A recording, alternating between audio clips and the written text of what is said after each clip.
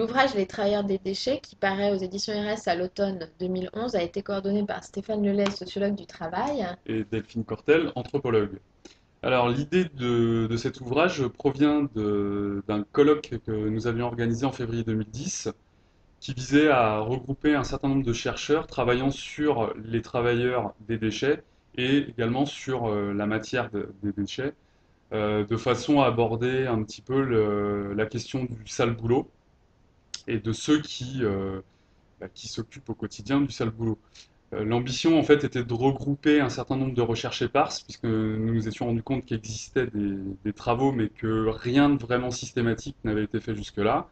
Et la deuxième ambition était également de rendre hommage à tous ces travailleurs qui œuvrent plus ou moins de manière visible sur la mise au propre de nos sociétés.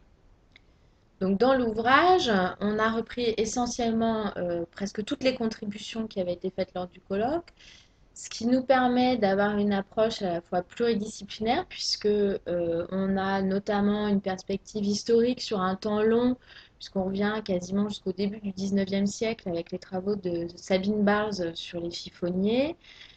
Puis on remonte dans le temps, dans les années 60, avec les travaux de Barbara Prost. Et puis on arrive à la situation d'aujourd'hui, au service technique de la propreté de Paris, avec une approche sociologique et aussi de psychologie du travail, portée notamment par le chapitre écrit par Stéphane Lelay et Isabelle Gernet.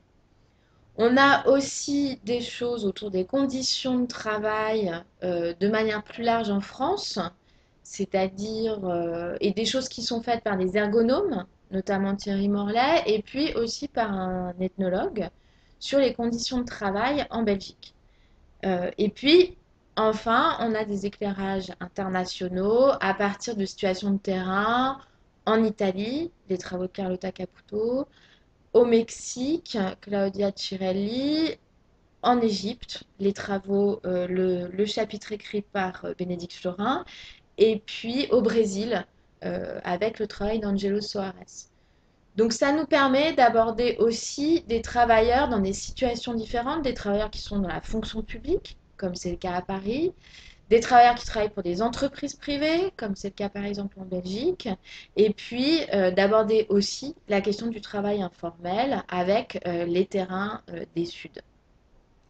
Et donc, de manière à compléter l'ouvrage, Alain Corbin, qui a donc travaillé lui sur le, le 19e siècle notamment, a accepté de nous faire une préface pour ouvrir l'ouvrage. Et de manière à ouvrir les discussions en conclusion, Agnès Jean-Jean, qui est anthropologue, si je ne dis pas de bêtises, ou ethnologue, Ethnologue. ethnologue, a fait un petit peu un travail de mise en comparaison des éboueurs avec les égoutiers et des morguistes, de manière à un petit peu analyser la façon dont sont transmises des ficelles de métier, la manière dont sont travaillées comme ça un petit peu au niveau intergénérationnel des métiers liés au sale boulot. Alors cet ouvrage s'adresse à, disons, des publics un petit peu différents.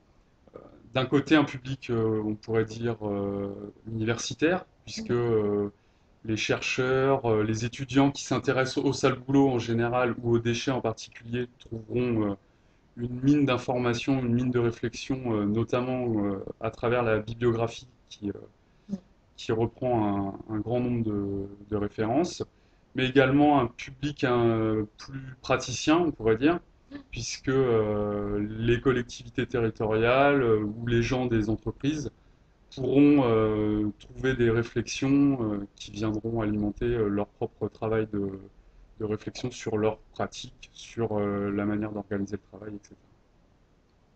Voilà, donc nous vous souhaitons bonne lecture. Merci. Merci.